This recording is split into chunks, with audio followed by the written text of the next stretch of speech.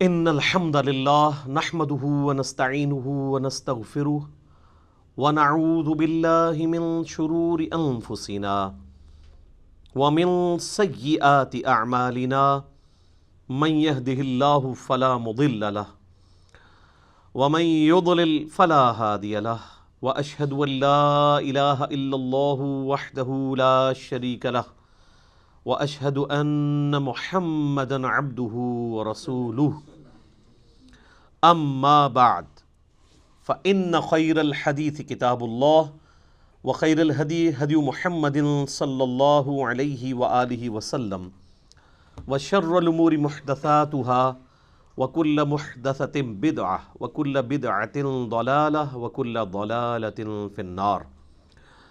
اعوذ باللہ السمیع العلیم من الشیطان الرجیم من ہمزہ ونفخہ ونفثہ بسم اللہ الرحمن الرحیم رب اشرح لی صدری ویسر لی امری واحلل عقدۃ من لسانی یفقہوا قولی۔ بسم اللہ الرحمن الرحیم ان اللہ وملائکتہ یصلون علی النبی یا ایہا الذین آمنوا صلوا علیہ وسلموا تسلیما۔ اللہم صل علی محمد وعلی آل محمد کما صلیت علی ابراہیم وعلی آل ابراہیم انک حمید مجید۔ اللہم بارک علی محمد وعلی آل محمد کما بارکت علی ابراہیم وعلی آل ابراہیم انک حمید مجید۔ ربنا آتنا فی الدنیا حسنۃ وفی الآخرۃ حسنۃ وقنا عذاب النار۔ ربنا آتنا من لدنک رحمۃ وہیئ لنا من امرنا رشدا۔ لا الہ الا انت سبحانک انی کنت من الظالمین۔ حسبنا اللہ ونعم الوکیل۔ یا حی یا قیوم برحمتک استغیث اصلح لی شأنی کلہ ولا تکلنی الی نفسی طرفۃ عین ولا حول ولا قوة الا باللہ العلی العظیم آمین۔ الحمدللہ آج 17 نومبر 2019 کو سنڈے کے دن بمطابق 19 ربیع الاول 1441 ہجری میں قرآن کلاس نمبر 4 کا انعقاد ہوگا۔ آج کی قرآن کلاس بھی انشاءاللہ تعارف قرآن کے اوپر مشتمل ہے، اور تعارف قرآن کے حوالے سے امید ہے کہ آج کی یہ کلاس آخری کلاس ثابت ہوگی۔ کل 40 علمی پوائنٹس تھے جو میں نے پچھلی 3 کلاسوں میں ان میں سے کچھ حصہ کور کیا ہے، 26 پوائنٹس ہو چکے ہیں۔ آج انشاءاللہ علمی پوائنٹ نمبر 27 سے آن ورڈ سٹارٹ کریں گے۔ علمی پوائنٹ نمبر 27 وہ ہے میرے بھائیوں، قرآن حکیم کے بعض مقامات ایسے ہیں جو اپنے احکامات کے اعتبار سے منسوخ ہو چکے ہوئے ہیں، لیکن وہ ابھی بھی قرآن کا حصہ ہیں۔ ان کی ناسخ جو آیات ہیں وہ بھی قرآن حکیم کے اندر موجود ہیں، اور یہ قرآن حکیم کی خوبی کے طور پہ اللہ تعالیٰ نے اسے بیان کیا ہے، اور اس کا ذکر ہمیں سورۃ البقرہ کی آیت نمبر 106 میں ملتا ہے۔ اعوذ باللہ من الشیطان الرجیم بسم اللہ الرحمن الرحیم ما ننسخ من آیات او ننسیہا، ہم کوئی بھی آیت ایسی نہیں کہ اسے منسوخ کر دیں یا آپ کو بھلا دی جائے۔ نأتی بخیر منہا او مثلہا، ہم اس سے بہتر آیت لے آئیں گے، اس سے بہتر حکم لے آئیں گے یا اس کے برابر۔ الم تعلم ان اللہ علی کل شیء قدیر، کیا تم نہیں جانتے کہ اللہ تعالیٰ ہر چیز کے اوپر قادر ہے؟ تو شریعت کے اندر بھی ناسخ و منسوخ ہے، جس طریقے سے پرانی شریعتیں اور شریعت محمدیہ صلی اللہ علیہ وآلہ وسلم میں ناسخ و منسوخ کا سلسلہ ہے۔ شریعت موسوی کے اندر کئی چیزیں حرام تھیں جو شریعت محمدیہ صلی اللہ علیہ وآلہ وسلم کے اندر حلال ہے، جیسا کہ بخاری و مسلم کی متفق علیہ حدیث ہے۔ نبی صلی اللہ علیہ وآلہ وسلم نے فرمایا، مجھے اللہ تعالیٰ نے 5 خصوصیات ایسی دی ہیں جو مجھ سے پہلے کسی کو نہیں دی۔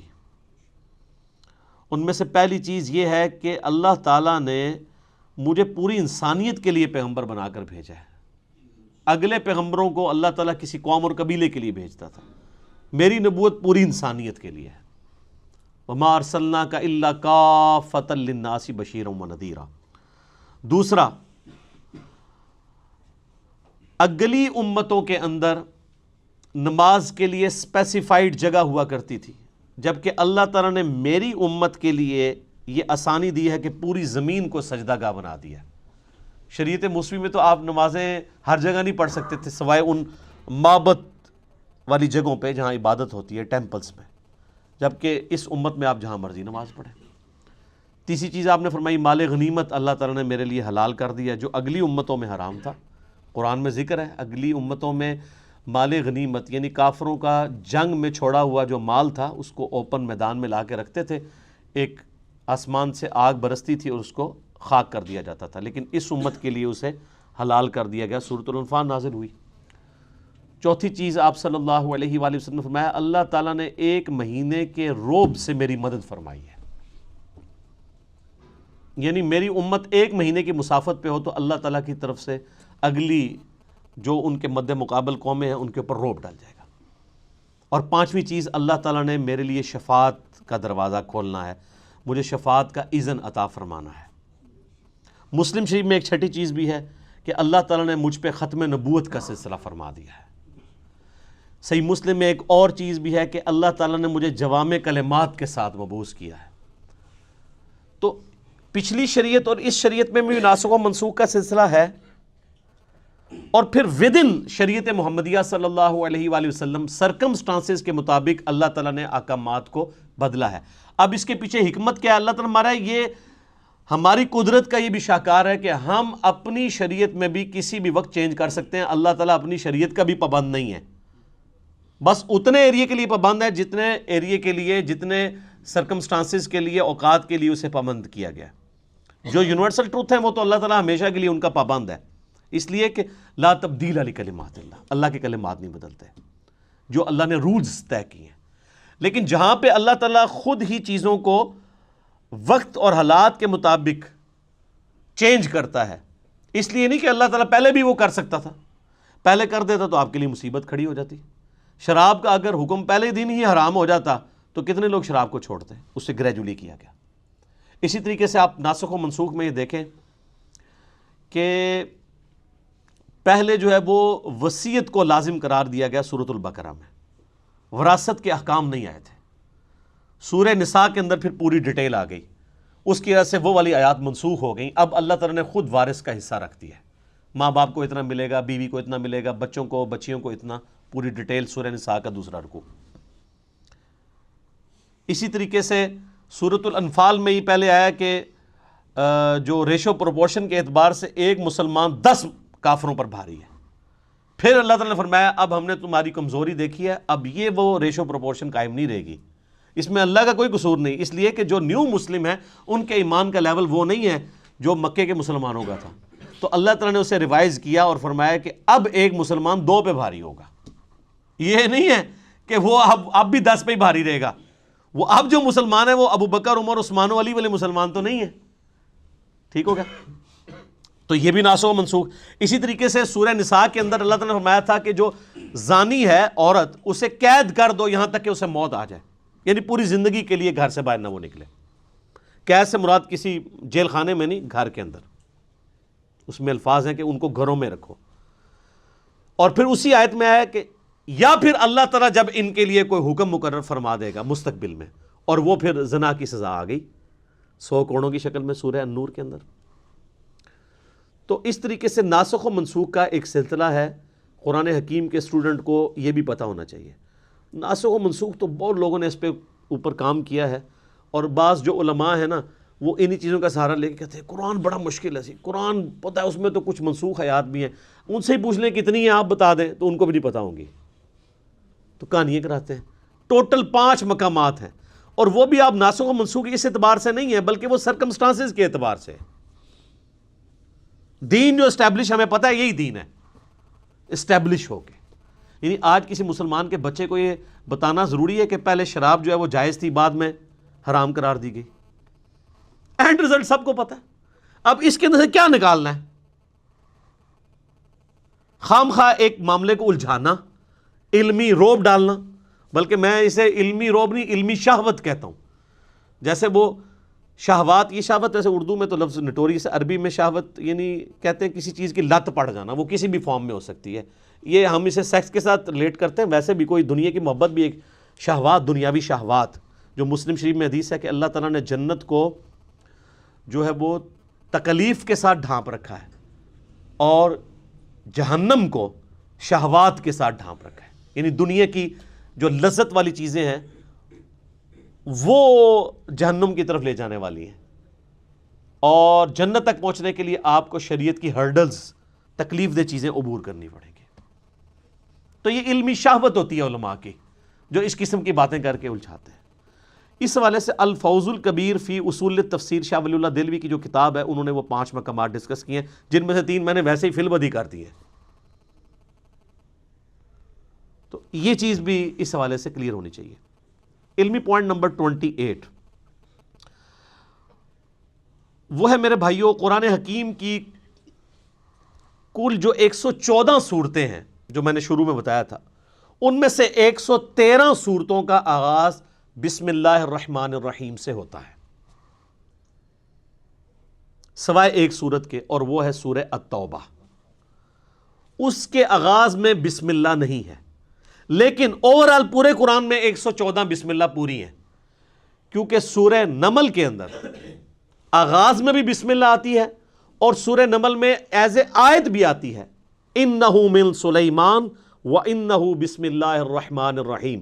جو ملکہ بلقیس کے پاس خط آتا ہے تو وہ کہتی ہے یہ کوئی معزز خط ہے اور یہ سلیمان کی جانب سے ہے، اور اس کا آغاز ہے بسم اللہ الرحمن الرحیم سے.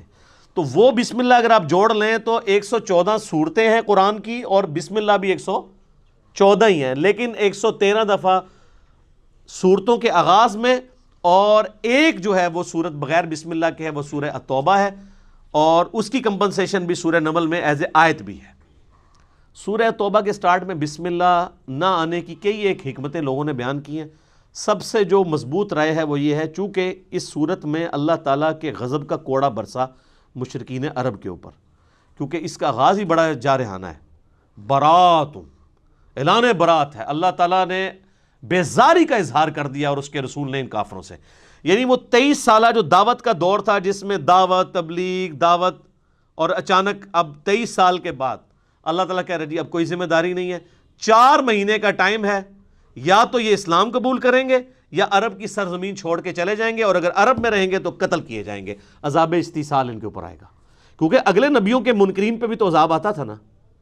قوم نوح پہ عذاب آیا نا سیلاب کی شکل میں، قوم لوط پر پتھروں کی شکل میں، قوم فرعون کو سمندر میں ڈبویا گیا. تو ہمارے نبی کے انکار کرنے پر بھی کافروں پر عذاب آنا تھا. 23 سال چھٹی دی کھلی.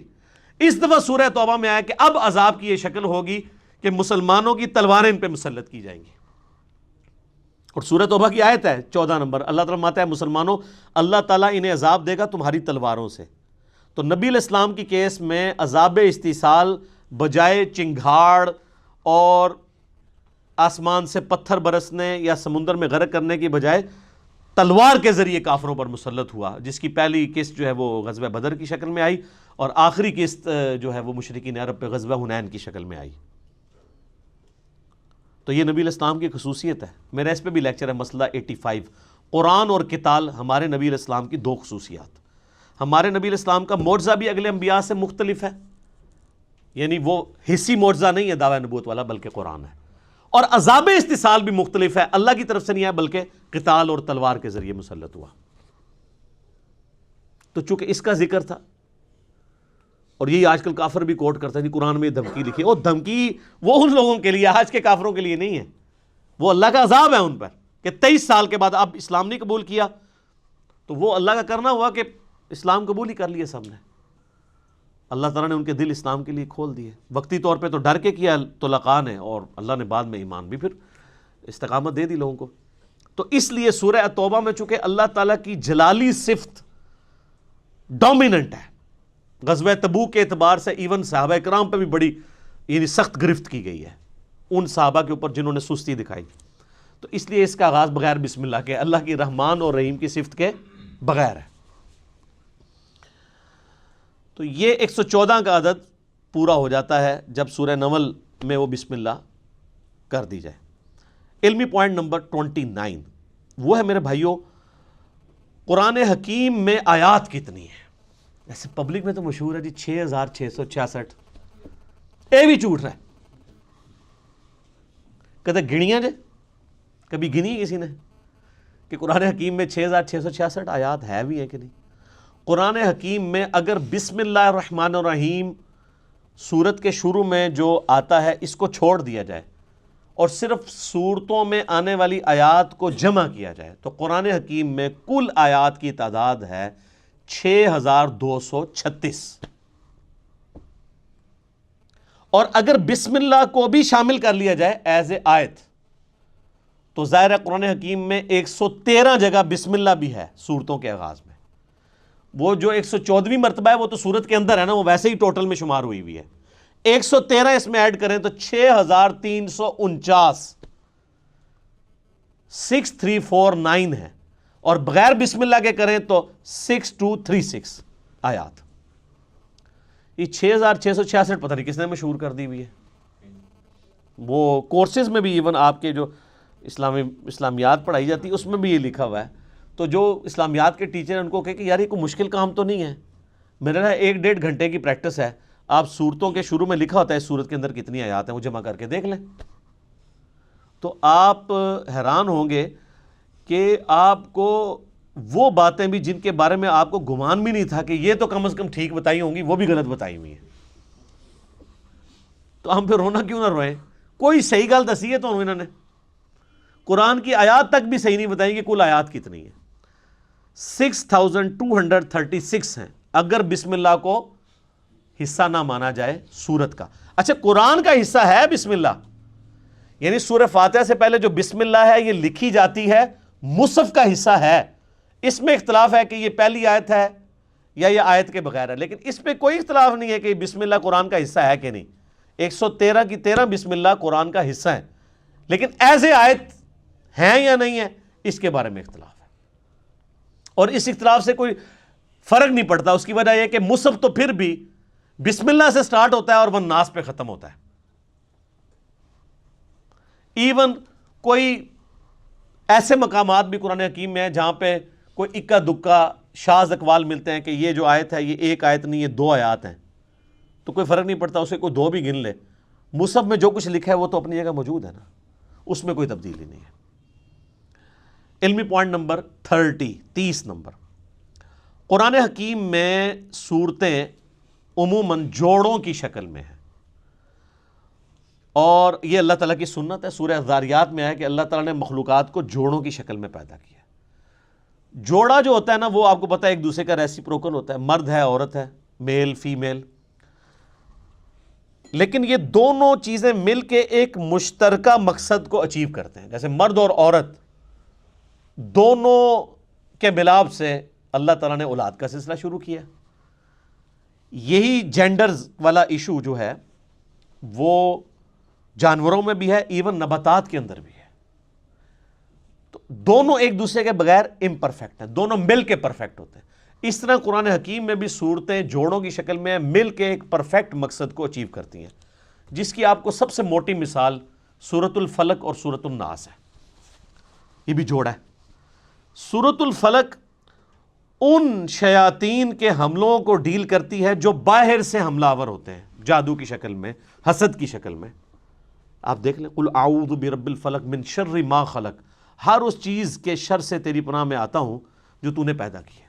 ومن شر النفاثات فی العقد ومن شر حاسد اذا حسد، پھونکے مارنے والی جو جادوگرنی ہیں ان کے شر سے، اور حسد کرنے والے کے حسد سے۔ حسد کرنے سے یہ نہیں ہوتا کہ کسی کو کوئی نقصان پہنچاتا ہے، مراد یہ کہ وہ فزیکلی پھر اس حسد کا شکار ہو کے آپ کو نقصان نہ پہنچائے۔ لیکن سورۃ الناس جو ہے وہ اندر سے حملہ آور ہونے والی چیز ہے، جو داخلی چیزیں ہیں، انٹرنل چیزیں۔ یہ ایکسٹرنل چیزیں، خارجی چیزیں، اور وہ انٹرنل۔ قل اعوذ برب الناس ملک الناس الہ الناس من شر الوسواس الخناس الذی یوسوس فی صدور الناس من الجنۃ والناس۔ سورۃ البقرہ سورہ ال عمران بھی جوڑا ہے۔ سورہ البقرہ بھی سابقہ امت مسلمہ کو ڈیل کرتی ہے، لیکن وہ کون سی امت؟ یہودی۔ اور سورہ آل عمران بھی ایک سابقہ امت مسلمہ کو ڈیل کرتی ہے، عیسائی نصارہ، یہ دونوں مل کے ایک پرفیکشن کی طرف جاتے ہیں۔ سورہ النجم اور سورۃ القمر یہ بھی جوڑا ہے، چاند اور تارہ، چاند تارہ ویسے بھی جوڑا ہے، آپ کے وہ جھنڈے پہ بھی ہے نا۔ تو یہ قرآن حکیم جوڑوں کی شکل میں ہے، اور آپ کو بعض اوقات بالکل سملر آیات جو ہے وہ جوڑوں میں مختلف انداز میں صورتوں میں ملیں گی۔ ایک علیحدہ سے ٹاپک ہے، اور اس کی ڈسکوری جو ہے نا امت میں پہلی دفعہ کی ہے حمید الدین فراہی صاحب نے رحمہ اللہ تعالی، جو غامدی صاحب کے بھی اور ڈاکٹر اسرار صاحب کے بھی دادا استاد ہیں، امین احسن اصلاحی صاحب کے استاد۔ اب یہ آپ چیز دیکھیں، یہ وہ چیز ہے جو امت میں پہلے 1300 سال کے مسلمانوں کے اوپر اس طرح اشکار نہیں ہوئی، اگرچہ اشارے موجود تھے۔ یار جب ابو داؤد میں، ترمذی میں، ابن ماجہ میں حدیثیں موجود ہیں معوذتین کے بارے میں، دو پناہ دینے والی صورتیں، اسی طریقے سے مسلم شریف میں حدیث ہے کہ سورہ آل عمران اور سورہ بقرہ جو ہیں یہ دو پرندوں کی شکل میں، صاحبان کی شکل میں قیامت والے دن سایہ کریں گی، تو اشارے تو موجود تھے، لیکن اس طرف کسی کا دماغ نہیں گیا کہ یہ واقعی جوڑے ہیں، پھر ان کا ایک مقصد اچیو ہوتا ہے۔ وہ پوری کی پوری ایک جو سمجھ لیں آپ پوری ڈاکٹرائن ہے نا، وہ اس بندے نے ڈسکور کی ہے، اور اس بندے نے بھی کمال کام کیا ہے جی۔ وہ بندہ قرآن کو سمجھنے کے لیے 40 سال تک ایک خیمے میں اس نے زندگی گزاری ہے، جا کے بالکل ریگستانی ایریا میں اسی طریقے کے مطابق جن حالات و واقعات میں قرآن نازل ہوا تھا، تاکہ وہ عرب کے لوگوں کے کلچر کو سمجھ سکے اور ان فیلنگز کو فیل کر سکے۔ پھر اللہ نے دیکھے کیسی چیزیں ان کے اوپر کھولی ہیں۔ ان کو آج یعنی اس حوالے سے قرآن کے نظم، اس کو نظم کہا جاتا ہے قرآن کا، اس کا امام مانا جاتا ہے، حالانکہ کوئی پرانے بزرگ نہیں ہیں، بمشکل 100 سال ہوئے ان کو فوت ہوئے۔ ڈاکٹر اسرار صاحب نے بھی اس حوالے سے جو تعارف قرآن کے اپنے لیکچر ہیں بیان القرآن میں، اس میں بڑی ڈیٹیل سے وہ بولے ہیں، اور انہوں نے ایمانداری کی ہے کہ ان کا نام لیا ہے، اس ڈسکوری کو اپنے ساتھ منسوب نہیں کیا۔ یہ بڑی بے ایمانی ہوتی ہے کہ آپ کسی دوسرے شخص کی ڈسکوری کا لیبل جو ہے وہ مطلب اپنا لگا کے اس سودے کو بیچنا شروع کریں۔ تو میں نے بھی اس لیے ایمانداری کی کہ یہ میری کوئی ڈسکوری نہیں ہے، کہ کوئی یہ نہ کہہ جی علی بھائی نے کیا کمال کر دیا، جس نے کیا اسی کی طرح منسوب کر رہے ہیں۔ اور اللہ تعالیٰ ان کی غلطیوں سے درگزر فرمائے، ان کو نیک کاموں کا اجر عطا فرمائے، آمین۔ علمی پوائنٹ نمبر 31 وہ ہے میرے بھائیوں، قرآن حکیم کی اگر سب ڈویژن کی جائے تو قرآن حکیم میں کل 7 منازل ہیں جو صحابہ کرام کے دور میں اسٹیبلش ہو چکی تھی، کیونکہ صحابہ کرام علیہم رضوان کے دور میں یہ اسٹیبلش تھا کہ قرآن حکیم وہ ایک مصحف کو 7 دن کے اندر مکمل کرتے تھے۔ ترمذی میں حدیث ہے جس نے 3 دن سے کم میں قرآن ختم کیا اس نے قرآن کا حق ادا نہیں کیا۔ یہ ان کو کہا جا رہا ہے جن کو عربی آتی ہے، اور جو کہتے ہیں ہمارے بزرگ ایک رات میں پورا قرآن ختم کرتے ہیں تو وہ کیڑا ثواب کھٹتے رہنے، آپ سمجھ لو۔ صحابہ کو کہا جا رہا ہے 3 دن سے کم میں قرآن مکمل نہیں کرنا، تو 3 دن میں صحابہ کرام قرآن مکمل کرتے تھے یا 7 دن کے اندر۔ تو اب 7 دن کے لیے پھر انہوں نے اپنی منزلیں مقرر کر لی۔ یہ منزل کا لفظ آپ بھی آج کل وہ بزرگوں کے وظائف کی کتابیں بھی ہیں نا، وہ منزلیں لکھتے ہیں، ٹھیک ہے، وہ کہتے ہیں تصوف کی اتنی منزلیں طے کر لی ہیں، لفظ قرآن سے ہی پکڑا ہوا ہے۔ صحابہ کرام کے دور میں یہ اسٹیبلش ہو گیا تھا کہ جس نے 7 دن کے اندر قرآن ختم کرنا ہے نا، اس کے لیے انہوں نے ثانی کر کے نا ایکولی ڈیوائڈ کر کے، آلموسٹ ایکولی ڈیوائڈ کیا، 100% نہیں۔ اور چونکہ یہ صحابہ کرام کی ڈویژن تھی، اس میں آپ کو پھر اس طرح کی خامی نظر نہیں آئے گی جو پاروں کی ڈویژن میں نظر آئی ہے، وہ میں اگلے پوائنٹ میں ڈسکس کروں گا۔ اگر سورہ فاتحہ کو آپ قرآن کا مقدمہ مان لیں، پریفیس ہے نا ظاہر ہے، تو پہلی منزل کے اندر 3 صورتیں ہیں، دوسری میں 5، تیسری میں 7، چوتھی میں 9، پانچویں میں 11، چھٹی میں 13۔ دیکھیں کتنی زبردست ایونلی چل رہا ہے، اور 7ویں میں 65 صورتیں ہیں، وہ بھی 13 کا ملٹیپل ہے، 13 کو 5 سے ضرب دیں تو 65۔ یہ صحابہ کرام نے، اچھا، اور یہ جو انہوں نے ڈویژن کیا ہے، اس سے آلموسٹ قرآن کے 7 برابر حصے بن جاتے ہیں۔ اگر کسی نے ایک ہفتے میں قرآن ختم کرنا ہے تو ہفتے والے دن وہ، اگر وہ ہفتے سے سٹارٹ کرتا ہے تو وہ پہلی منزل مکمل کرے، اتوار کو دوسری کرتے کرتے تو جمعے والے دن اس کا قرآن مکمل ہو جائے گا۔ تو یہ منازل کا سلسلہ کیا گیا۔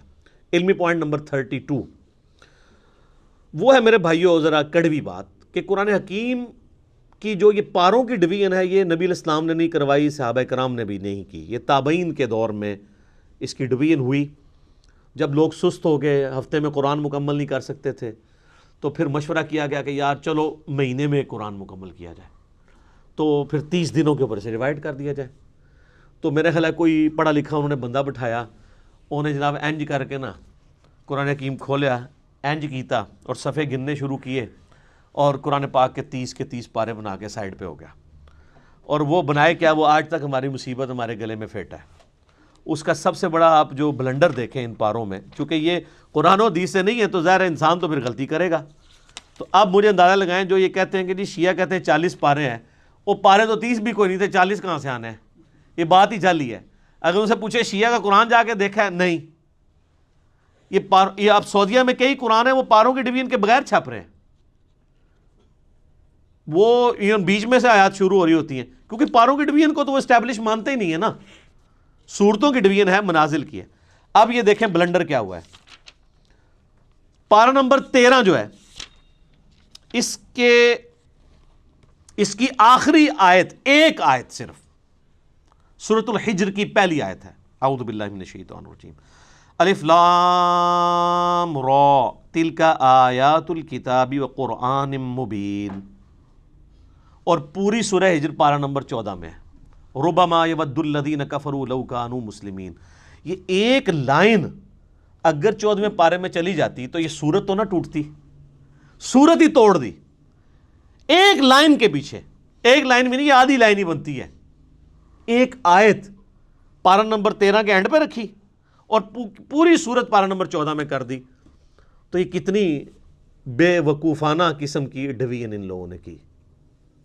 سورہ یاسین بھی آپ دیکھ لیں، کچھ حصہ اس کا 22ویں پارے میں ہے، باقی میجورٹی سارا وہ صرف اس لیے کہ انہوں نے صفحے پورے کیے ہیں ایسے کر کے۔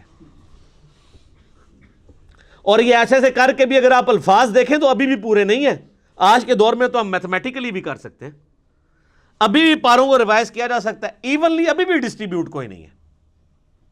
اگر آپ کہنا کہ 100% ہر پارے کے رکوع یا اس کے الفاظ یا اس کی لینتھ برابر ہے دوسرے کے، تو ایسا نہیں ہے۔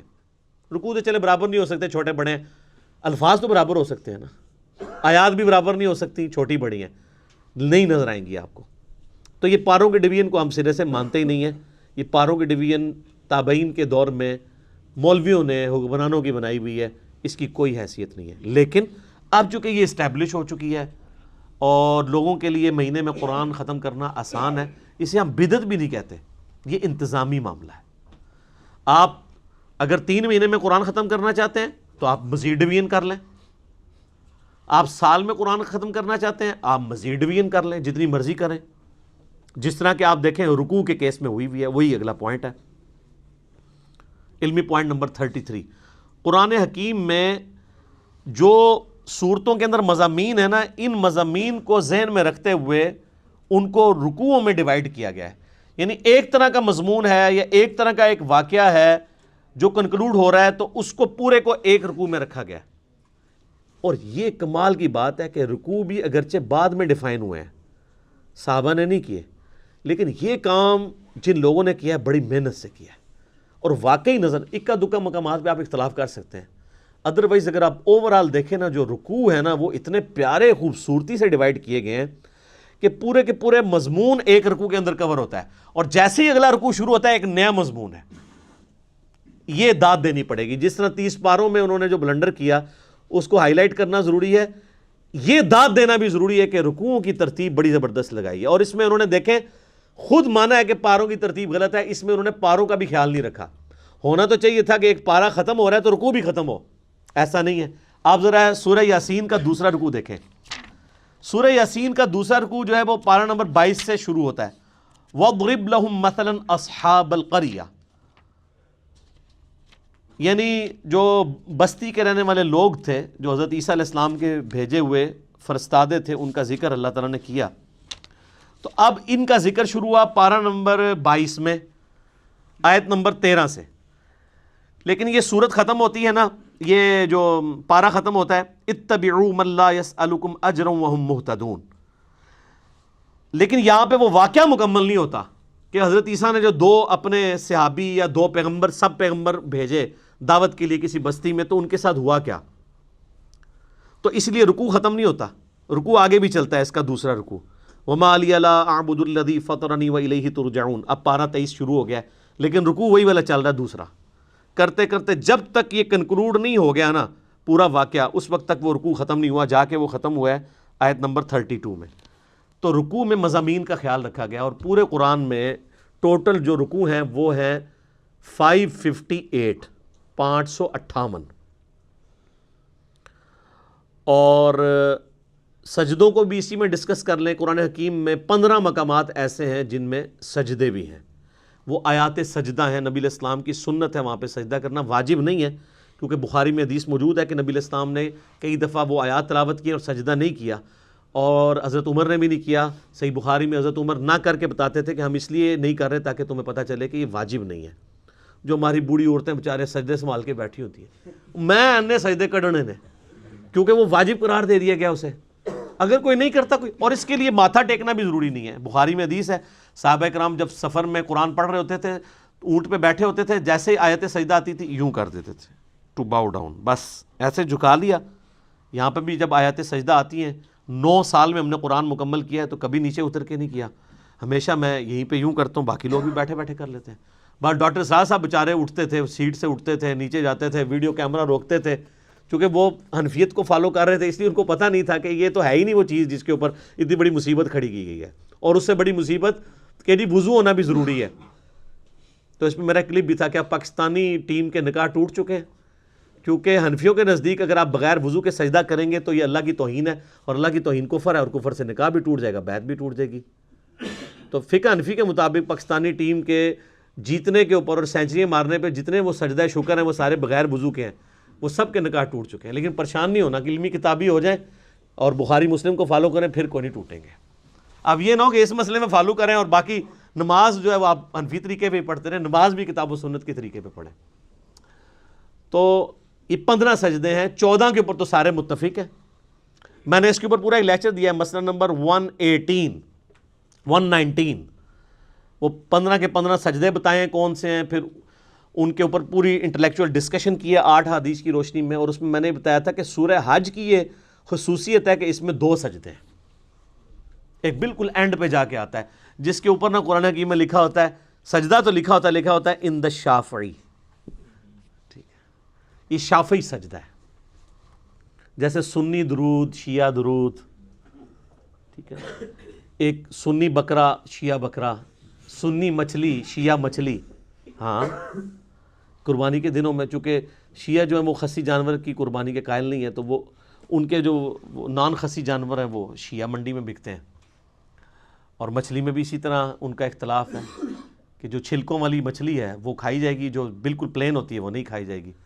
تو اس طرح قرآن کے سجدے بھی جو ہے نا وہ فرقہ واریت کی نظر ہوئے. تو وہ امام شافعی، ہم پہلے یہ پوچھتے ہیں کہ امام شافعی پہ کوئی وحی نازل ہوئی تھی؟ امام شافعی سے پہلے جو 200 سال کے مسلمان ہیں ان کے نزدیک سورہ حج کا سجدہ ہے تھا یا نہیں تھا؟ ایک سمپل سوال ہے. امام شافعی تو پیدا ہوئے 150 ہجری میں، فوت ہوئے ہیں 204 ہجری میں. امام شافعی کی پیدائش سے پہلے 150 سال کے جو مسلمان ہیں وہ کیا سجدہ کرتے تھے؟ وہ آپ حدیثیں اٹھا کے دیکھ لیں، جامع ترمذی میں، ابو داؤد میں، مسند احمد میں، کہ سورہ حج کی فوقیت ہے 2 سجدوں کی وجہ سے. تو احادیث میں تو 15 ہی سجدے تھے،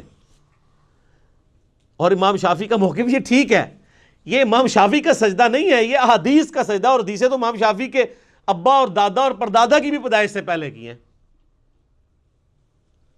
تو سورہ حج میں 2 سجدے، وہ بلکہ وہ بیان القرآن میں جب ڈاکٹر اسرار صاحب یہاں ان آیات پہ پہنچے نا تو نیچے سے کسی نے واد ہی سجدہ ہے، انہوں نے کہا نہیں امام شافعی اللہ سجدہ ہے.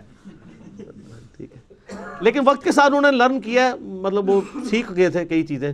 میری جو ان سے ملاقات ان کی وفات سے آلموسٹ 2 سال پہلے ہوئی، 14 اپریل 2010 کو وہ فوت ہوئے نا، تو میری 2008 کے اندر ملاقات ہوئی، میں ان کے جنازے میں بھی شریک رہا. تو انہوں نے ان کیمرہ مجھ سے بہت ساری باتیں کی تھی، آن کیمرہ نہیں، ان کیمرہ. میں کیمرہ لے گیا تھا، میں نے کہا سر میں نے آپ کی باتیں ریکارڈ کرنی ہے یادگار کے طور پہ. تو انہوں نے کہا پھر میں تو کھل کے بات نہیں کروں گا، اب آپ نے کھل کے بات سننی ہے یا ریکارڈنگ کرنی؟ میں کہا جی ستیہ ناس ریکارڈنگ دا، میں نے ڈائریکٹ کرو۔ تو اس میں انہوں نے کئی ایک باتیں کی اس حوالے سے، جس سے مجھے یہ پتہ چلا کہ ان کو آخری عمر میں کئی ایک باتیں کلیئر ہو چکی تھی جو ان کو اپنی زندگی میں، جن کے اوپر وہ چیزوں کے اوپر چلتے رہے، جس میں انہوں نے ٹاپ آف دا لسٹ یہ بات کی تھی کہ نماز کا طریقہ وہی ہے جس طریقے سے اہل حدیث نماز پڑھتے ہیں، یہ حنفیوں کا طریقہ ٹھیک نہیں ہے۔ لیکن خود وہ رفع الیدین سے نماز پڑھتے بھی تھے، نہیں بھی پڑھتے تھے، لیکن موقف ان کا یہ تھا۔ ان کی ایک ہی ویڈیو ریکارڈڈ ہے، یوٹیوب پہ رکھی ہے، جس میں انہوں نے سورہ حشر کی آخری 3 آیات کے ساتھ نماز پڑھائی ہے، مغرب کی غالباً یا عشاء کی، وہ رفع الیدین سے ہی پڑھی ہے انہوں نے۔ میرے ساتھ کھڑے ہو کے انہوں نے 3 نمازیں پڑھی ہیں، تو جمعے کی، عصر کی اور مغرب کی، مئی 2008 میں۔ تو انہوں نے سنت کے مطابق نماز پڑھی، رکوع میں جاتے وقت، رکوع سے اٹھتے وقت رفع الیدین کیا، الحمدللہ۔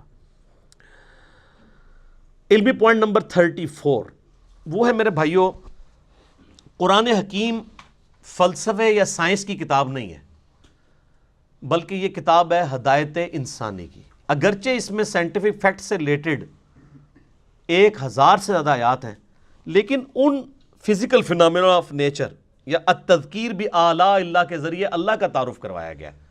مقصد سائنٹیفک فیکٹس بیان کرنا نہیں ہے۔ تو قرآن ایک لٹریچر کی بک ہے، اور اس لٹریچر کی بک کا مقصد بھی انسانی ہدایت ہے۔ اگرچہ اس میں کئی ایک مضامین ڈسکس ہوئے ہیں، کئی ایک ٹاپکس ڈسکس ہوئے ہیں، لیکن مرکزی چیز التذکیر ہے۔ وَأُوحِيَ إِلَيَّ هَذَا الْقُرْآنُ لِأُنذِرَكُم بِهِ وَمَن بَلَغَ۔ اے نبی فرما دو اللہ نے قرآن میری طرف اس لیے وحی کیا ہے تاکہ اس کے ذریعے میں تمہیں بھی تبلیغ کر دوں، اور جس تک یہ قرآن پہنچ جائے وہ اسی قرآن کے ذریعے تبلیغ کرے۔ تذکیر، نصیحت، ڈر سنانا، اور کہیں کہیں خوشخبری بھی ہے، لیکن ہمارے لوگوں نے خوشخبری ڈومیننٹ لی ہوئی ہے، ڈر کو نیچے کر دیا ہے۔ اس کا اینڈ رزلٹ آپ کے سامنے ہے، سب کہہ رہے ہیں جو کچھ بھی ہے تیرے محبوب کی امت سے ہے۔ ٹھیک ہے، موجہ مارو، عقل نہ ہوئے تو موجہ ہی موجہ، عقل ہوئے تو سوچیں ہی سوچا۔ تو یہ اس لیے اس چیز کو آپ نے ذہن میں رکھنا ہے قرآن پڑھتے ہوئے۔ اچھا، علمی پوائنٹ نمبر 35 وہ ہے قرآن حکیم کو سمجھنے کے لیے جہاں تک تعلق ہے شرعی احکامات کا، شریعت محمدیہ صلی اللہ علیہ وآلہ وسلم کا، تو اس کے لیے ہم اپنے سلف کی طرف رجوع کریں گے کہ صحابہ، تابعین، تبع تابعین نے ان معاملات کو کیسے سمجھا۔ نکاح طلاق کے مسئلے ہوں گے، وضو کے مسائل ہوں گے، نماز کا طریقہ ہوگا، نکاح سے ریلیٹڈ چیزیں ہوں گی، کیونکہ ان کا تعلق سائنس کے ساتھ تو نہیں ہے۔ البتہ جن چیزوں کا تعلق سائنٹیفک فیکٹس کے ساتھ ہے، اس میں ہم اپنے سلف کی طرف نہیں دیکھیں گے بلکہ خلف کی طرف دیکھیں گے، کیونکہ ہمارے سلف کو تو کئی چیزیں پتہ ہی نہیں تھی سائنٹیفک فیکٹس کے اعتبار سے۔ میں بتا رہا امام غزالی نے کہ میاں سعادت میں لکھا ہے کہ سورج جو ہے وہ زمین سے 5 گنا بڑا ہے، 60 گنا بڑا، مختلف اقوال ہیں۔ آج ہمارے بچے کو بھی پتا ہے کہ 60 گنا نہیں ہے، 6000 گنا بھی نہیں ہے، 6 لاکھ گنا بھی نہیں، 13 لاکھ گنا بڑا ہے سورج۔ تو ہمارے بزرگوں کو نہ علم غیب تھا نہ علم سائنس تھا، اس لیے اتنی بڑی بڑی غلطیاں ان سے ہوئی۔ تو سائنٹیفک فیکٹس کے لیے آپ پریزنٹ دور میں دیکھیں گے، ایمبریولوجی سے ریلیٹڈ آیات ہوں، جیولوجی سے ریلیٹڈ آیات ہوں، ایسٹرونومی سے ریلیٹڈ آیات ہوں، اس میں سلف کی رٹ نہیں لگائیں گے کہ سلف نے لکھ دیا ہے، ٹھیک ہے؟ تو اب ہم نے اسی کو فالو کرنا ہے۔ اب آپ پتہ قرآن حکیم میں جگہ جگہ آیا نا کہ دل اندھے ہو چکے ہیں، یہ سوچتے نہیں، ان کو ہم نے دل دیا تھا۔ تو پرانے اسلاف نے ان سے رزلٹ یہ نکالا کہ دماغ سوچتا ہی نہیں، دل سوچتا ہے، اور انہوں نے دماغ کے سوچنے کا بھی انکار کر دیا۔ وہ تو پھر آج ہمیں سائنس بتا رہی ہے کہ دل بھی سوچتا ہے، دماغ بھی سوچتا ہے۔ اس کے اوپر میرا کلپ ہے، انسٹرومنٹ آف انٹلیکٹ، وہ دماغ ہے یا دل، وہ آپ دیکھ لیں، دونوں سوچتے ہیں۔ لیکن قرآن حکیم میں چونکہ ذکر بار بار آیا دل کا، تو انہوں نے کہا دماغ سوچتا ہی نہیں ہے۔ اب اس میں ہم سلف کی بات نہیں مانیں گے، خلف کی بات مانیں گے، جنہوں نے سائنٹیفکلی چیزوں کو لرن کیا۔ اور قرآن میں صرف دل کا ذکر نہیں ہے، افئدہ کا لفظ بھی آیا ہے، وہ دماغ کی طرف بھی جا سکتا ہے۔ سینٹر، عقل کا ذکر آیا ہے۔ اب وہ عقل کے لیے ضروری نہیں کہ وہ دل ہی ہو، دل بھی سوچتا ہے۔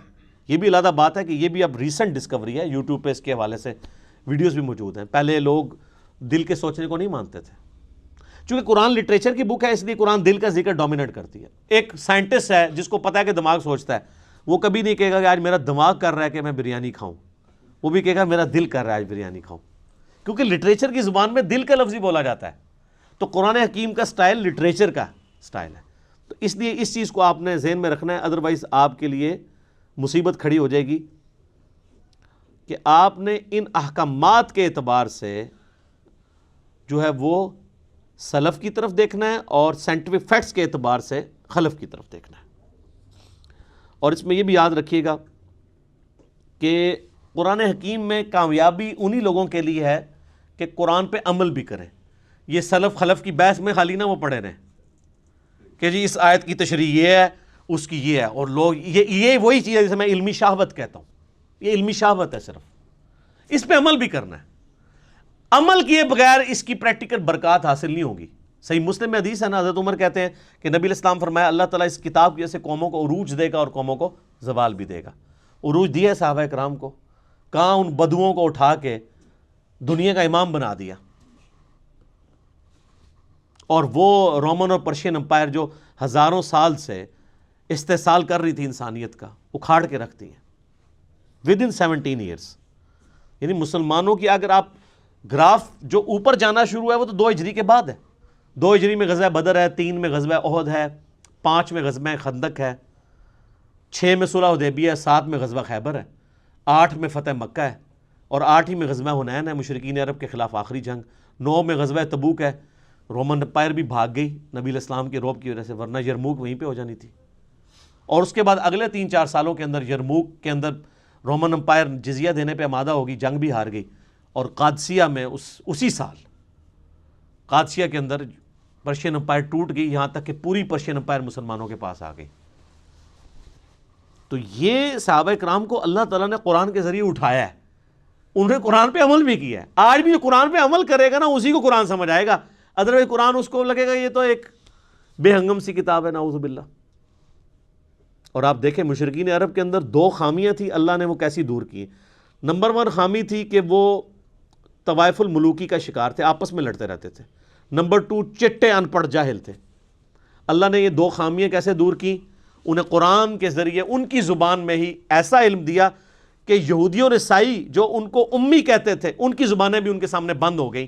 جنہوں نے سورۃ المائدہ سورہ نساء پڑھ لی ان کے سامنے کون پریسٹ بیٹھ سکتا ہے, ان کے ساتھ علمی ڈسکشن کر سکتا ہے.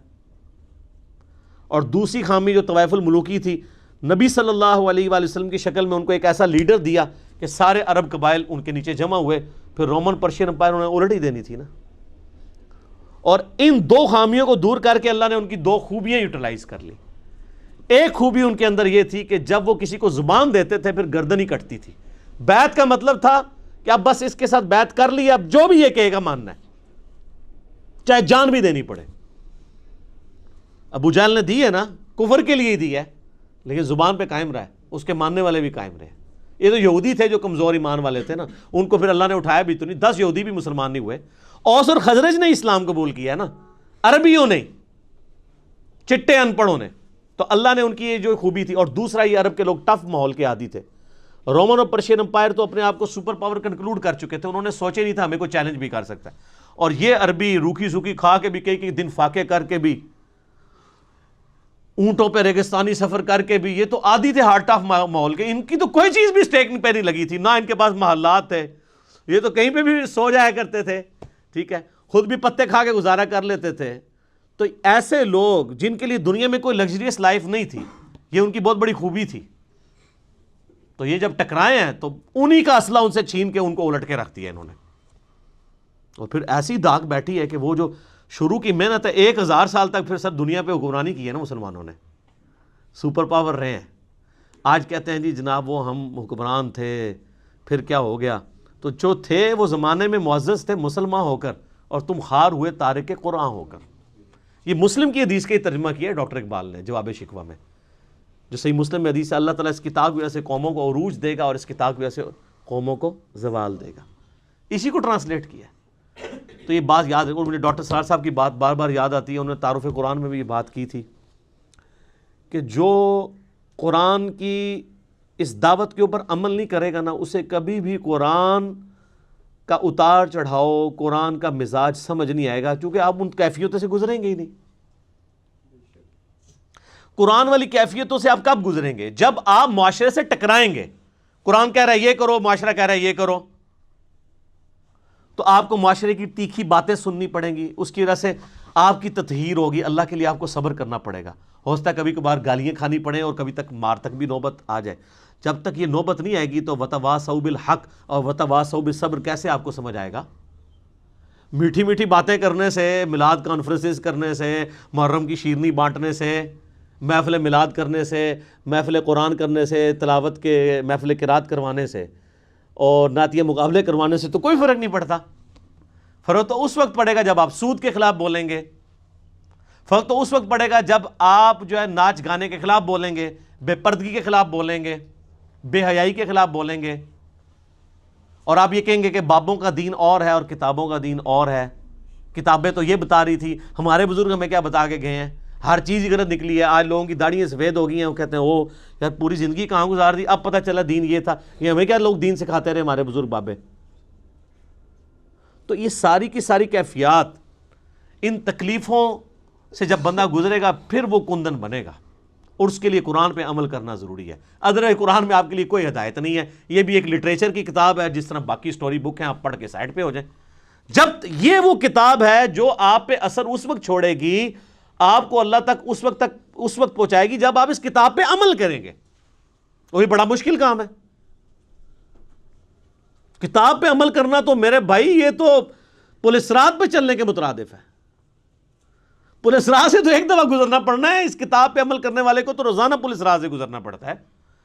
کبھی معاشرہ آڑے آتا ہے، کبھی ماں باپ آڑے آتے ہیں، کبھی بیوی بچے آڑے آتے ہیں، کبھی دنیاوی منفعت آڑے آتی ہے، کبھی ایک پورا سسٹم، آپ بالکل اس میں اکیلا اپنے آپ کو فیل کرتے ہیں۔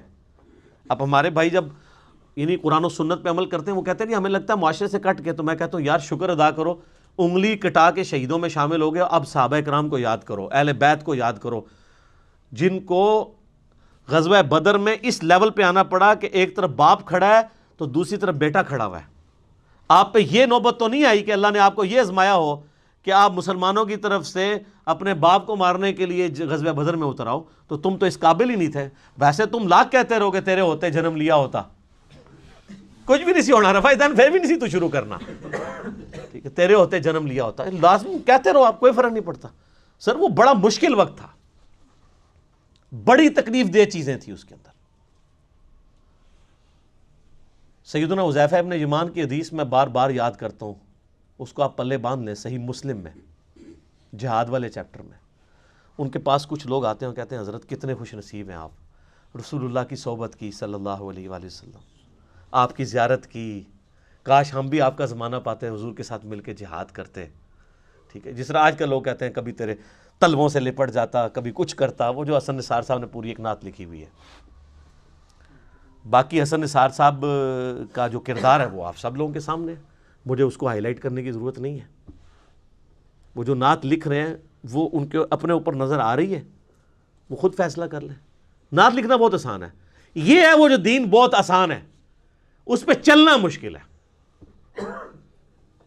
تو صحیح مسلم کے الفاظ ہیں، حذیفہ ابن یمان کہتے ہیں یہ اتنا آسان کام نہیں، اتنے بڑے بڑے دعوے نہ کرو، نعتہ نہ لکھو، آج دے دور ایڈی مشکل نعتہ نہ لکھو۔ ان کا میں تمہیں ایک واقعہ صرف اپنی زندگی کا سناتا ہوں، اور یہ مسلم شریف ہے سر، مولانا شریف نہیں ہے، بزرگ شریف نہیں، کہانی شریف نہیں ہے، مسلم شریف ہے۔ حذیفہ نام لکھیں آپ، حذیفہ لکھیں اور خندق لکھیں، یہ دو لفظ لکھیں، اسلام 360 میں کھل جائے گا۔ نمبر نہ منگیا کرو، اللہ جو بندے ہو تھوڑا جا آپ بھی کوئی کام کرو۔ 5ویں کلاس کے بچے کو اسلام 360 دے دینا، 5 منٹ بعد میں اس کو کہوں گا وہ حدیث ڈھونڈ دے گا، ایڈے وڈے ٹگے نہیں۔ آپ یونیک لفظ لکھیں، میں بول رہا ہوں حذیفہ ابن یمان غزوہ خندق کا موقع، آپ حذیفہ لکھیں، خندق لکھیں، تو اسلام 360 حافظہ اللہ تعالیٰ آپ کو حدیث کھول دے گا۔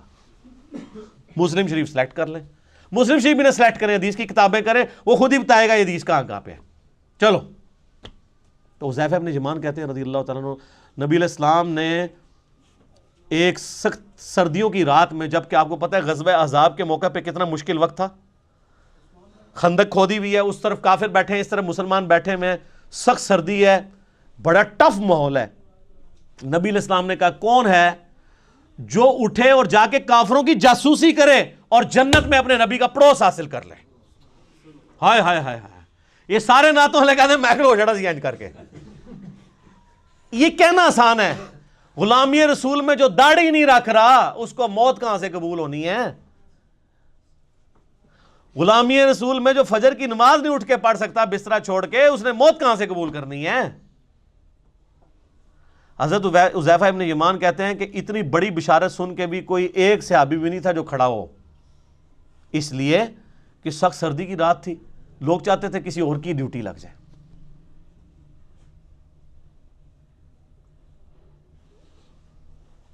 اب کیا ہوا؟ نبی علیہ السلام نے دوسری دفعہ فرمایا, کون ہے جو رات کے وقت جا کے کافروں کی جاسوسی کرے اور جنت میں اپنے نبی کا پڑوس حاصل کر لے؟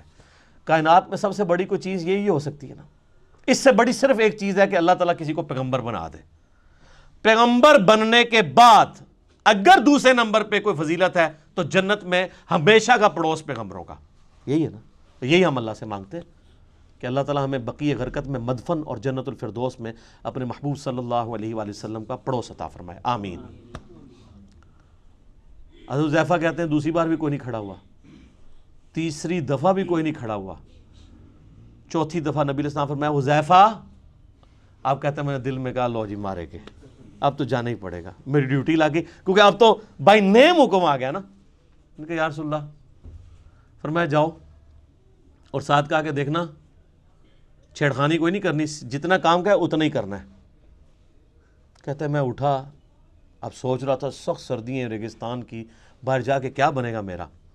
کہتے ہیں اللہ کی قسم جب میں اٹھا تو مجھے لگا میں گرم حمام میں داخل ہو گیا ہوں, میرے اوپر کسی نے نا کوئی گرم رضائی اوڑھ دی ہے سخت سردیوں میں. اور کہتے ہیں میں اسی طرح باہر گیا پھرتا رہا, ٹھنڈ ختم ہی ہو گئی. اور کہتے ہیں میں نے دیکھا کافر رات کے وقت بیٹھ کے اپنے وہ جو تیر ہیں ان کی جو نوکیں ہیں ان کو تیز کر رہے ہیں, کوئی برچھیوں کو تیز کر رہا ہے. اور کہتے ہیں میں نے ابو سفیان کو بھی دیکھا, اور میں ایک تیر چلاتا اس کا کام تمام کر سکتا تھا رات کے وقت, وہ میرے نشانے پہ تھا, اس کو تو نظر بھی نہیں آ رہا تھا کہ میں اس کے پاس پہنچ چکا ہوں. لیکن پھر مجھے نبی علیہ السلام کی نصیحت یاد آئی کہ دیکھیں کوئی کام نواں نہ کھول نہیں ہوتے پنڈورا باکس, تو مجھے حضور کی بات یاد آئی تو میں پھر پیچھے ہو گیا. یعنی میں اس لیول کو کراس نہیں کیا, ایفیشنسی جھاڑنے کی کوشش نہیں کی, حتیٰ کہ میں نے سب کچھ گنا کتنے لوگ ہیں یہ کر کے واپس آیا.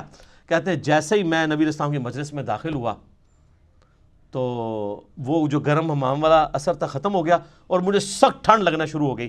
تو نبی علیہ السلام نے اپنی مبارک چادر میرے اوپر اڑا دی. یہ یعنی معجزہ ظاہر ہوا نبی علیہ السلام کا, یہ صحیح مسلم میں. لیکن اس میں سبحان اللہ کے ساتھ بہت چیزیں جو ہے استغفر اللہ اور انا للہ بھی یعنی جڑی ہوئی ہیں.